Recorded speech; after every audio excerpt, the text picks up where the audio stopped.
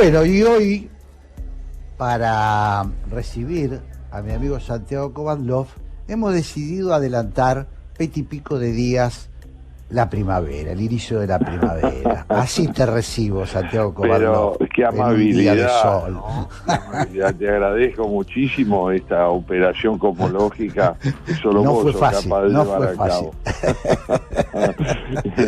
¿Cómo El estás, Rey Santiago? Sol. ¿Cómo te va, Jorge? ¿Qué decís? Muy bien, acá Bueno, estamos. yo también muy bien y muy contento de volver a ver circular el pensamiento en nuestra audición, ¿no? Qué impresionante lo que contabas de la intervención de Saramago, ¿no? Sí, curioso, Y de sí. la evaluación que el rector de la universidad que le otorgó el doctorado dijo al referirse a él como un hombre que usa la palabra para cambiar la realidad o para intentar ese cambio, y que nuevamente, digamos, cuando el hombre abandona la palabra, de algún modo se deja de lado a sí mismo para sustituirla por la violencia. Claro, Me impresionó muchísimo esa referencia que hiciste a él, y cómo en la Argentina del desaliento, decías vos, eh, contra la indiferencia y contra el escepticismo no queda siempre la posibilidad de hacernos oír a través de la palabra del voto, ¿no? claro, El voto claro. como una forma de quebrar ese escepticismo, de volver a brindarle a la palabra el papel determinante, la construcción de una realidad alternativa. Me pareció muy interesante eso, porque lo vinculaba con algo que tiene que ver con nuestra audición anterior donde hablábamos de la lectura, y yo recordaba, Jorge, que si bien nosotros no somos historiadores en el sentido estricto del término, profesionales, sí somos los dos muy aficionados a la lectura de la historia, a la lectura de los historiadores,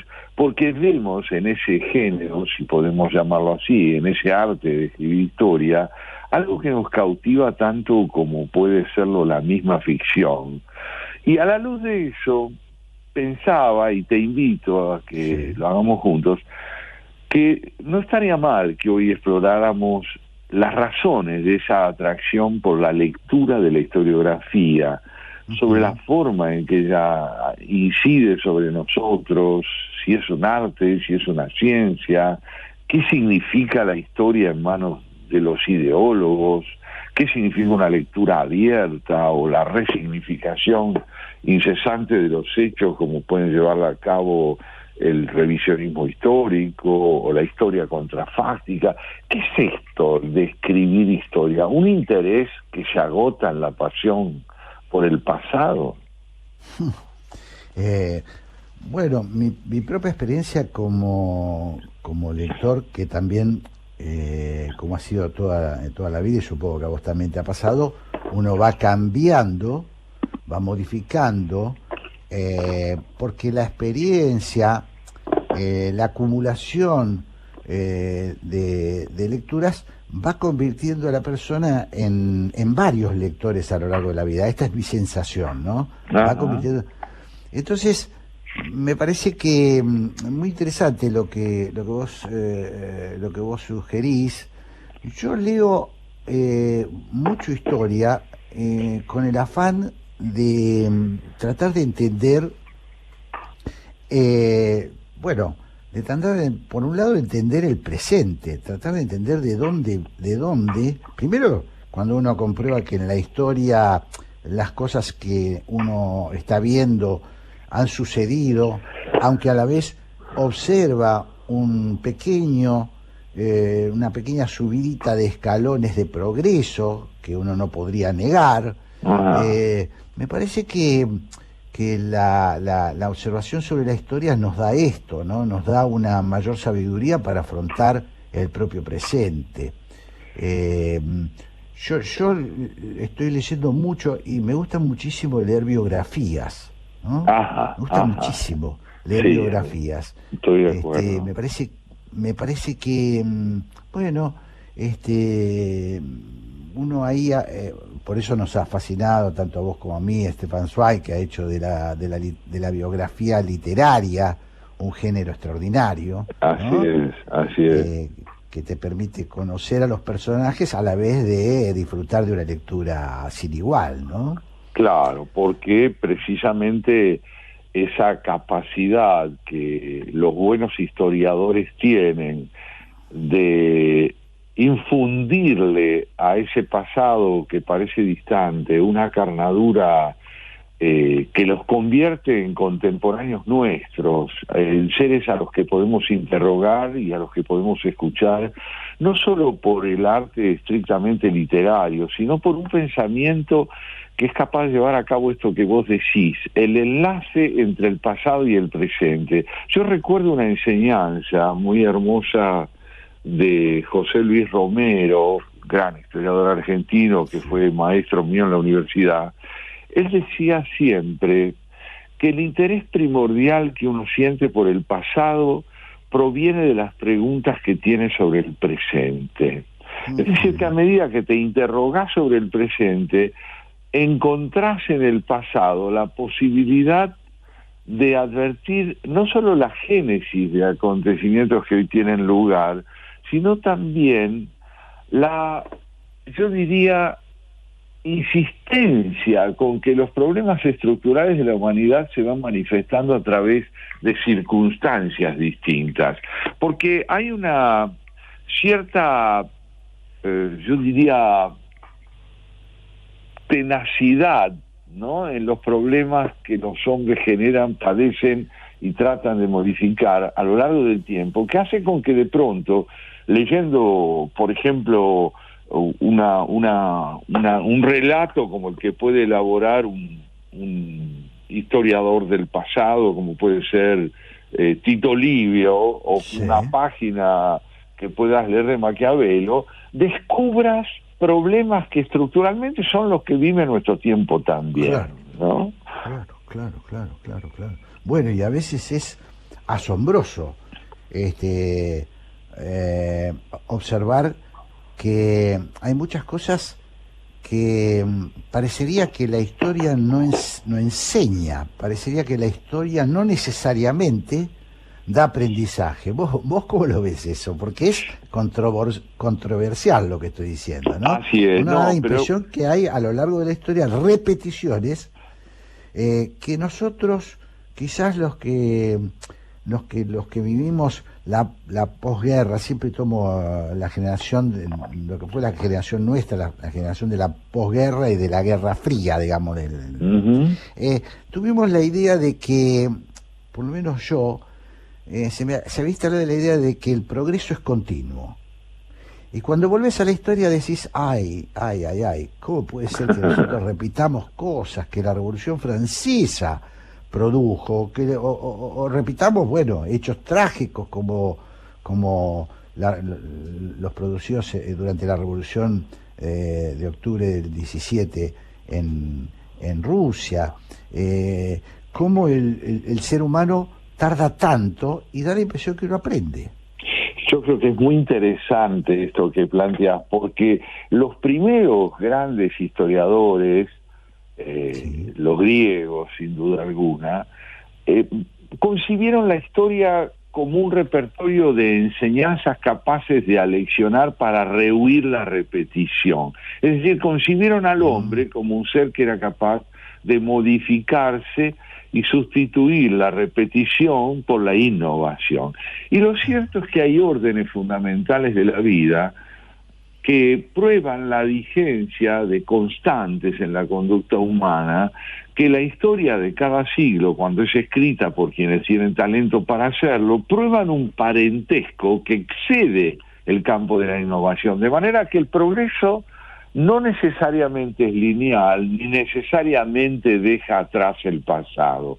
Con lo cual, el pasado se convierte en una metáfora extraordinaria del presente, porque si vos de pronto podés leer la Revolución Francesa, tal como puede planteártela un historiador del siglo XIX, sí, te das cuenta hasta qué punto lo que allí ha ocurrido tiene en un sentido esencial vigencia también en nuestro tiempo, como problema, como criterio, como sacralización de la violencia, como recurso de solución, como idea de que el hombre nuevo es posible dejando definitivamente atrás lo que siempre se ha sido, y en ese sentido entonces es que el pasado se convierte en una metáfora del presente y el progreso, entendido como superación constante del conflicto anterior, de los siglos anteriores, en una ilusión.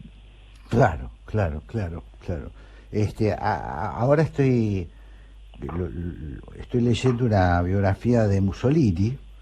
Sí. Y bueno, me impacta mucho. Primero conocí a grandes trazos la figura de Mussolini, pero lo que me está permitiendo es ver cómo también la historia, en su afán, la historia, o en todo caso la narración histórica, vamos a decirlo para no mezclar a los historiadores, ¿no?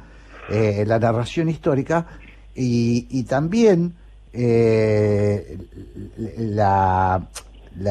digamos, lo que se va instalando en las sociedades convierte a los hechos digamos, toma trazos gruesos. Entonces, por ejemplo, descubrir que en realidad Mussolini fue un gran ultraizquierdista, un furioso ultraizquierdista, no tanto antes de convertirse en fascista, que integró el ala más radicalizada del Partido Socialista Italiano, que era un hombre que estuvo por la neutralidad y por el pacifismo, hasta luego tomar una posición a favor de la guerra. Bueno, para mí sigue siendo sorprendente, ¿no? Sigue siendo sorprendente. Sí, porque lo que queda es la caricatura, ¿no? Lo que nos queda es la caricatura. Creo que ahí estás poniendo el acento en un aspecto sumamente interesante, que es lo que la historiografía o el relato histórico aporta de novedoso en términos de matices y quebranta de alguna forma una visión esquemática, como muchas veces la ideología o el prejuicio tienden a brindarnos de algo que es infinitamente más complejo. Yo estoy en este momento leyendo un libro extraordinario, que es una obra maestra de Tony Judt, Judd, el historiador inglés, que se llama Posguerra.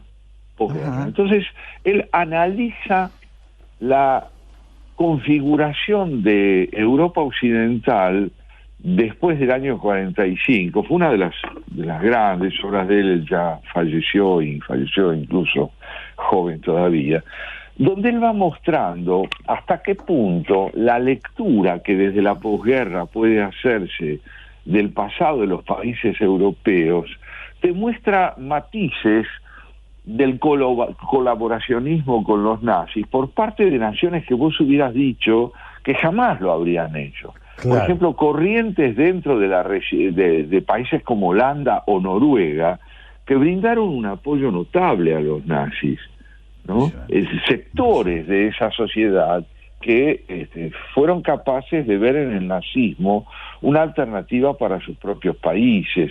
Y estos matices que los grandes historiadores nos aportan no aspiran a desvalorizar la resistencia contra los totalitarismos, pero sí a mostrar un territorio dentro del cual esa resistencia se tuvo que abrir camino, combatiendo incluso contra la resistencia interna también, que a esos movimientos de liberación democrática se oponían desde el interior de los mismos países que aparecen ante nosotros como baluartes de resistencia exclusivamente y que en verdad fueron mucho más contradictorios de lo que creemos, ¿no? Qué interesante, qué interesante.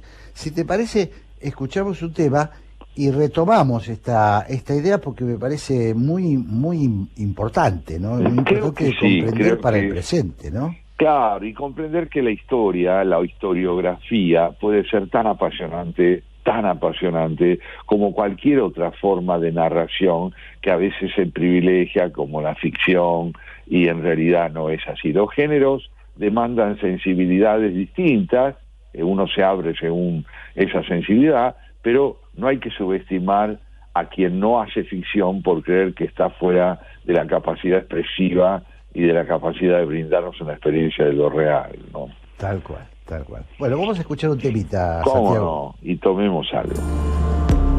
Bueno, Aquí estamos. aquí estamos, después de Mamá sabe bien, qué lindo, ¿no? Mercedes Sosa y Gustavo Cerati, qué lindo. Hermoso. Pensaba, Jorge, que Sí. el pasado, en relación a nuestro tema sobre historiografía o el relato histórico, el pasado es en realidad una reconfiguración incesante, porque depende de la perspectiva desde la cual uno lo aborda. Una cosa es el pasado en manos de la ideología o del revisionismo histórico, o de la historia contrafáctica. Esta presunción de que cuando uno expone sobre el pasado lo alcanza de manera definitiva en su sentido y en su alcance, ignora aquello que también Todorov, a quien vos tanto citás y tanto querés, nos enseñó mucho, y es que también hay una historia de los vencedores, una historia de los vencidos, una historia de aquellos que nunca tuvieron la palabra a lo largo de la historia, como por ejemplo, de pronto en los Estados Unidos empieza a proliferar la historia de aquellos sectores que han sido víctimas de la esclavitud o de la discriminación sexual, y permanentemente el pasado recibe, digamos así, el perfil que le infunde la experiencia de quien lo aborda o las necesidades de quien lo aborda, para volver a demostrarnos que no hay manera de encerrarlo en una comprensión exclusiva. Claro. Y en este sentido, la verdad que me lo pregunto, si también el conocimiento histórico se va modificando. ¿Qué quiero decir? Que al irse distanciando de los hechos, la reconstrucción histórica puede que también vaya modificando, sí, la visión que teníamos sobre esos mismos hechos. Claro que sí, y en consecuencia sobre la de nuestro propio presente, porque según sea quien lo narre, de pronto irrumpe una voz nueva que viene a decirnos no solo algo sobre el pasado, sino algo sobre un fenómeno del presente que irrumpe de pronto con un protagonismo que hasta entonces no tuvo y nos obliga a escuchar, perspectivas sobre quienes están hoy en el escenario de la interpretación de los hechos, que también nos brindan del presente una mirada muy distinta, ¿no? Claro. Y yo en ese sentido siempre he creído que la llamada el llamado revisionismo histórico, más allá de que se coincida o no con las interpretaciones que nos brinda, está expresando siempre esta posibilidad de volver a mirar desde otro ángulo, que habla de un pluralismo, de una flexibilidad que me parece muy importante trabajarla incluso en la enseñanza, en la educación, en todo aquello que tiene que ver con la transmisión de un pasado que, según sea como se lo vea, nos dirá una cosa u otra, y que esto no deja de ser una tarea incesante, que no puede ser clausurada por un saber definitivo. Claro.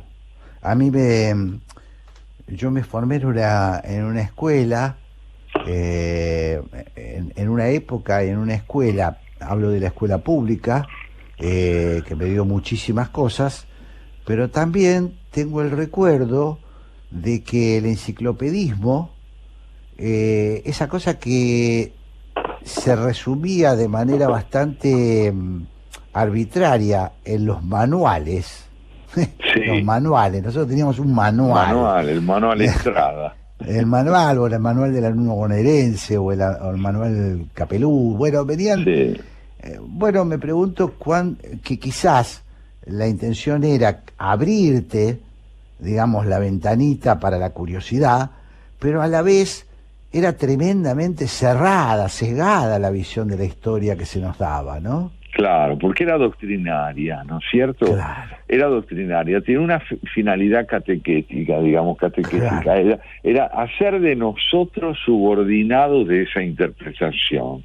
Claro. Y yo creo que a medida que la sensibilidad verdaderamente pluralista se afianza, el coro de voces que dan vida a la multiplicidad de interpretaciones sobre la historia favorece en nosotros la posibilidad de comprender que es posible participar de una razón interpretativa que no es excluyente, que no es única, pero Claro. participar de esa razón interpretativa sí, porque finalmente quien reconoce que interpreta el pasado admite que el pasado no consiste exclusivamente en lo que él interpreta, y esto es de una riqueza formidable. O sea que dentro de las posibilidades que nos brinda la interpretación histórica, finalmente un clásico de todos los tiempos ha sido Tucídides, ¿no es cierto? El gran griego.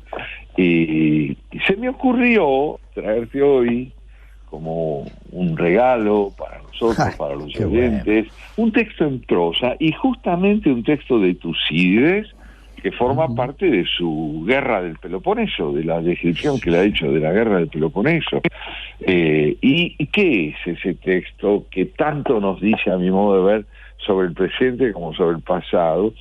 Él, cuando muere Pericles a raíz de la peste que se adueña de Atenas en el año 430, cuando muere en el año 429, muere Pericles, él, en el entierro de Pericles, pronuncia un discurso fúnebre memorable que puede ser entendido tanto como la expresión de una sensibilidad que escribió hace casi 2450 años, como un texto con las últimas noticias. Es decir, sobre aquello que nos toca muy de cerca en el presente y que apareció, por ejemplo, en las reflexiones de Marco Novaro acerca de los dilemas argentinos. Y que, bueno, resulta que Tucídides también se contagió con la peste de ese entonces, una peste muy parecida a la nuestra, hasta en eso, fíjate, hay similitudes, producía tos, estornudos, pústulas, en este caso, que imponían distanciamiento social. Y los atenienses estaban, claro, en guerra con los espartanos, y el riesgo de que la democracia se perdiera se vio ensanchado por la muerte de ese verdadero genio de la construcción democrática que fue Pericles, ¿no? Y el texto, en sus fragmentos esenciales que quiero compartir contigo, de este discurso fúnebre, dice así: es difícil pronunciar las palabras adecuadas en un momento en que la valoración de la realidad apenas puede establecerse con seguridad. Quienes aquí están hoy bien conocen los hechos que a todos nos afectan y pensarán posiblemente que la exposición que haré bien lejos está de coincidir con sus deseos y con su conocimiento de la realidad. Porque los elogios se pronuncian acerca de otros, suelen resultar a veces intolerables, cuando en verdad se desearía ser merecedores de ellos. Pero en este caso, ante la muerte de quien fue para nosotros el constructor de lo que hoy somos, vale la pena reconocer su grandeza y no desconocer en absoluto los deberes que nos impone su tarea. Comenzaré ante todo por nuestros antepasados. Es justo a la vez que adecuado en una ocasión como esta tributarles el homenaje del recuerdo.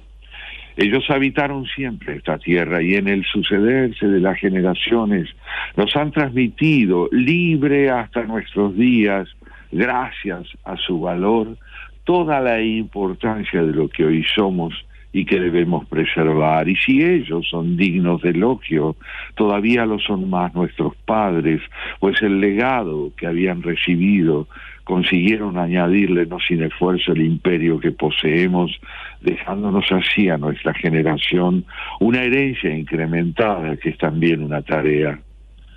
No quiero extenderme ante un auditorio perfectamente enterado. Explicaré, eso sí, antes de pasar al elogio de nuestros muertos, qué principios nos condujeron a esta situación de poder y con qué régimen político y gracias a qué modo de comportamiento ese poder se ha hecho grande. Considero que en este momento en que, tras la muerte de Pericles, abundan entre nosotros la desorientación, la incertidumbre, el desaliento, el cinismo, en el que el poder parece regodearse y el poder de la mentira envenena las palabras, no será inadecuado hablar de este asunto, y que es conveniente que toda esta muchedumbre de ciudadanos y extranjeros aquí reunida lo escuche. Tenemos un régimen político que no emula las leyes de otros pueblos, y más que imitadores de los demás, somos un modelo a seguir. Su nombre, debido a que no se gobierna en interés de unos pocos, sino de la mayoría, es democracia.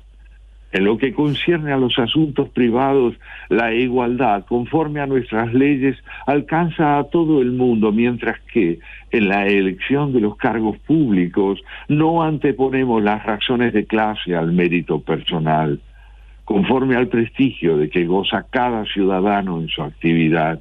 Y tampoco nadie, en razón de su pobreza, encuentra obstáculos debido a la oscuridad de su condición social si está en condiciones de prestar un servicio a la ciudad. En nuestras relaciones con el Estado vivimos como ciudadanos libres. Si en nuestras relaciones privadas evitamos molestarnos, en la vida pública un respetuoso temor es la principal causa de que no cometamos infracciones, porque prestamos obediencia a quienes se suceden en el gobierno y a las leyes, y principalmente a las que están establecidas para ayudar a los que sufren injusticias, y a las que aún sin estar escritas acarrean a quien las infringe una verdadera vergüenza por todos reconocida.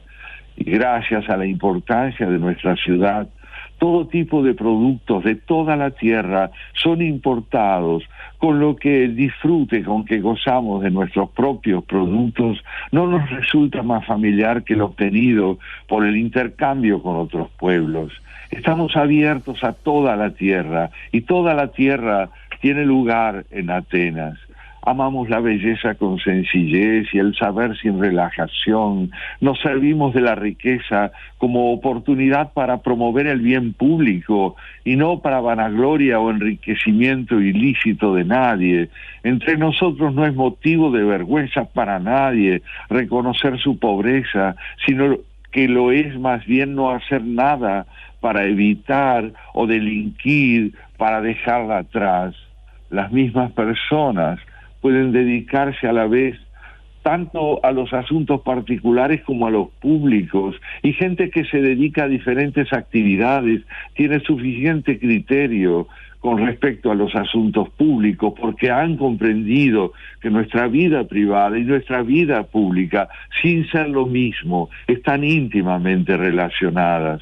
Somos en efecto los únicos a quien no es posible considerar despreocupados por el Estado sin dejar de interesarnos en nuestra vida propia. En nuestra opinión, no son las palabras lo que supone un prejuicio para la acción, sino el no informarse por medio de la palabra antes de proceder a lo necesario mediante la acción. Cuidémonos de corromper las palabras y negar nuestras contradicciones. Cuando se lo empieza a hacer, se empieza a destruir el Estado. Resumiendo, afirmo que nuestra ciudad ese es un conjunto, un ejemplo para toda Grecia, y la tumba más insigne no es aquella en que yacen quienes tanto hicieron para que así fuere, sino aquella en la que su gloria sobrevive para siempre en el recuerdo, porque la tierra entera es la tumba de los hombres ilustres como el que hoy sepultamos, y cuya grandeza no debemos olvidar si aspiramos a seguir siendo lo que él tanto nos ayuda a ser, hombres libres y democráticos como no los hay fuera de Atenas. tratar pues de emular a este hombre y a quienes como él hicieron de nosotros lo que somos, y estimando que la felicidad se basa en la libertad y la libertad en el coraje, no miréis con inquietud los peligros que nos acechan, sino con la esperanza de poder enfrentar esos peligros con el coraje que inspira un porvenir mejor y consecuente con lo que hemos podido ser hasta aquí como demócratas. Porque para un hombre con pundonor, la degradación que acompaña a la miseria resulta más dolorosa que una muerte. No permitamos la degradación de nuestra democracia. No habrá dignidad en ninguno de nosotros si sobrevivimos a su muerte. No degrademos nuestra palabra con acciones que la desmienten. Un hombre en Atenas, sepámoslo siempre, al despedir a quien tanto dijo al respecto, vale lo que valen sus palabras. No sé si sentirlo como un aliento o como una pesadez, ¿no? Porque es impresionante la vigencia, 2400 años atrás, ¿no? Parece escrito, parece un escrito sobre los días, las cosas que nos pasan hoy, ¿no? Ahí está entonces esta evidencia de que de pronto el pasado, subrayando lo que planteabas en un momento, muestra que más que una fuente de aprendizaje, que permite transformar radicalmente lo que somos, nos recuerda constantemente el riesgo de repetirnos en el error, de repetirnos en la incomprensión de nuestra propia experiencia. Finalmente, la cultura, más que una experiencia, es la comprensión que alcanzamos de ella. Y este hombre, ¿no?, que se sepulta en este día remotísimo que fue Pericles, deja un legado notable. Fíjate cómo termina diciendo él: un hombre en Atenas vale lo que valen sus palabras. Es impresionante. Hay que escuchar la historia y, bueno, como vos decís, ¿no?, tratar de aprender. Muy interesante, realmente. Así es. El valor de la palabra, ¿no? Me quedé pensando. El valor de la palabra. Y un desafío. Fíjate el desafío que le plantea a sus contemporáneos. Señores, muere el hombre que nos ayudó a construir un sistema no autocrático, sino profundamente pluralista y abierto. Nuestro deber es ser dignos de ese legado. ¿Lo sabremos ser? ¿Podremos nosotros con valor llevar adelante eso que vos, creo yo, planteabas tan bien en tu editorial cuando decías que votamos para hacernos oír, para lograr que la palabra no quede atrapada en el desaliento, para enfrentar el desafío de una transformación que, sin dejar de exponernos a un riesgo, nos abre la alternativa de una esperanza? Así es. Bueno, si te parece bien, Santiago, vamos a escuchar un temita y ya está preparada nuestra amiga Graciela Fernández Mejide junto a Pablo Marmorato para encontrarnos en este encuentro tan lindo de los domingos. Claro que sí, hagamos. Bueno, y acá estamos en este domingo de sol recibiendo a Graciela Fernández Mejide, Pablo Marmorato. ¿Cómo les va? Hola. Muy buenas tardes, ¿cómo están? ¿Qué tal, Graciela? ¿Qué tal, Pablo? ¿Cómo están ustedes? Bien. Bueno. Nada para quejarse. Difícil estar mal con este día, ¿eh? Abro la boca y empiezo a quejarme de todo. No, muy bien. La moderación en estos casos es un signo de lucidez. Estábamos conversando con Jorge sobre la atracción que sentimos por la lectura de los historiadores, por la lectura de la historia como un género de expresión personal sin duda, pero al mismo tiempo reveladora de las múltiples caras que un mismo fenómeno del pasado puede tener según sea el ángulo desde el cual se lo interprete. Y en ese sentido leíamos una página de Tucídides cuando él narra en la muerte de Pericles los riesgos que corre la democracia ateniense 2450 años atrás. Ya. Que eso es, ¿no? Donde él nos dice que si no tenemos la capacidad de preservar el valor de la ley, de infundirle coherencia a nuestros actos, de no tergiversar el sentido de nuestras palabras como si las contradicciones que cometiéramos no fueran reveladoras de nuestra inconsistencia moral, bueno, el riesgo del sistema en el que queremos vivir es cada vez mayor. ¿Qué te parece? Y se pone en riesgo cada rato, ¿no? ¿No es cierto? Cada rato está en riesgo. Es un continuo, permanente defender a aquellos que lo creen, ¿no? Que creen en la democracia. Y en cuanto al tema de leer historia, sí, yo tengo un aspecto personalísimo. Ajá. A ver. Mi abuelo, sí, se prestaba siempre, era muy lector, y se prestaba siempre a discusiones, se ponía a disposición de las veces. Y él era muy sarmientista, bien, albertista, etcétera. Yo, con tal de discutirle, empecé a leer libros prorrosistas. Claro. ¿Se acuerdan que fue más o menos para revisionismo mi época, histórico? cuando yo era muy joven, el revisionismo histórico, claro, y que lo mataban a Sarmiento y lo ensalzaban a Rosas. Y yo, con tal de discutirle, me leí libros prorrosistas, que después, bueno, los otros días mirando la biblioteca, decía, ¿cómo tengo yo estos libros? Y después me acordé. Claro. Después me acordé, era eso. Pero era bueno, porque me sirvió mucho a mí. ¿Lograste un buen intercambio con tu abuelo en ese sentido? Sí, era un buen intercambio. Él, siempre que le preguntabas cómo se escribe tal palabra o qué quiere decir tal cosa, te decía, vaya al mataburro. Vaya al mataburro, claro. Frecuente el diccionario. Claro. Hoy te mandarían a Google. Sí, claro, así salís también, ¿no? Porque realmente convengamos que si bien la tecnología nos brinda la posibilidad de respuestas rápidas, a veces nos brinda respuestas superficiales, ¿no? Muy superficiales.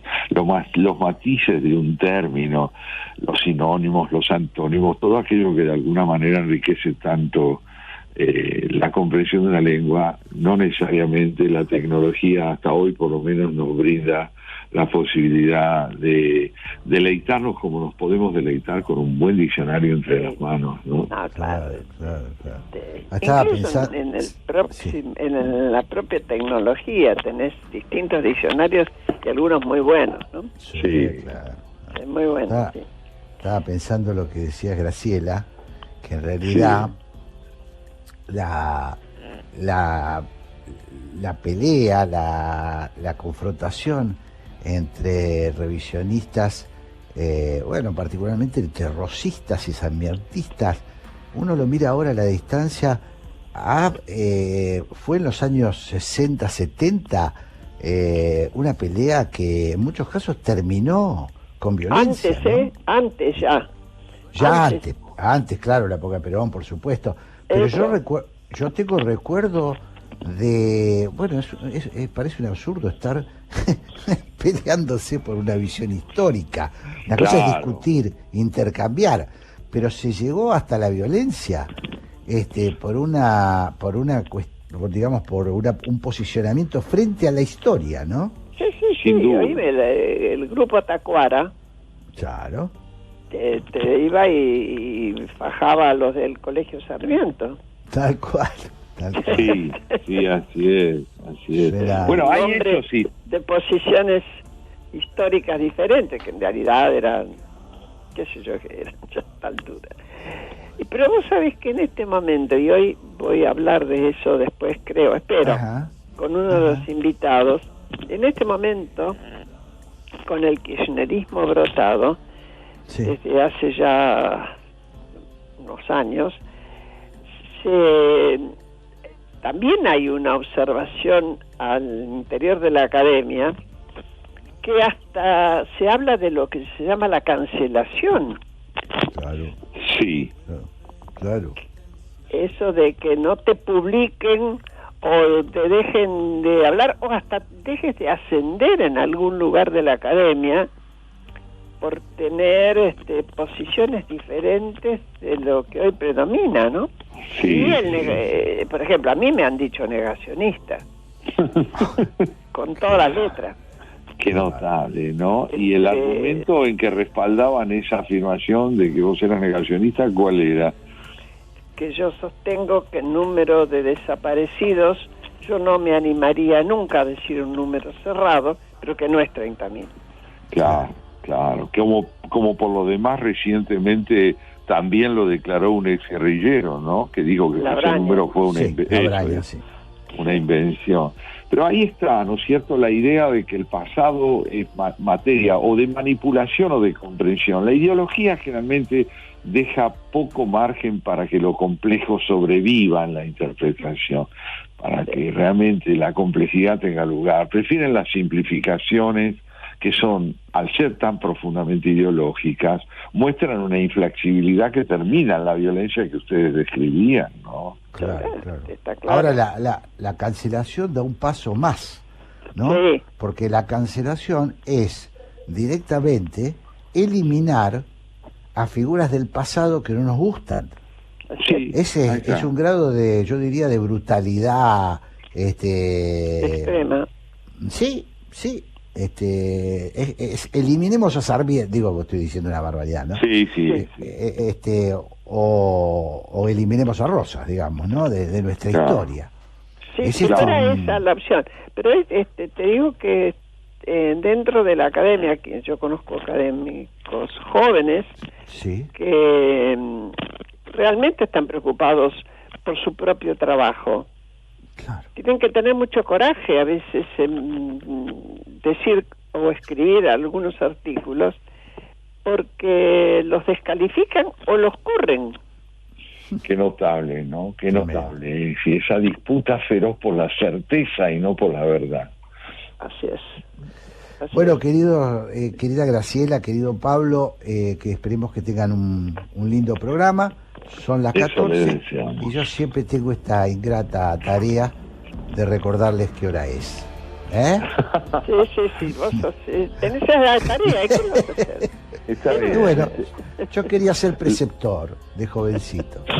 Claro, bueno, has cancelado un encuentro. Les mando un gran abrazo, fuerte abrazo Graciela. Gracias porque me salvás la vida, porque después me reta el que viene detrás mío. Claro. Y tengan un lindo programa y Santiago, nos reencontramos el domingo. Chao, Jorge. Nos Chao, Santiago. reencontramos, así es. Un gran Abrazo, abrazo. amigos. Un gran Chao. abrazo. Suerte. Chao. Sueño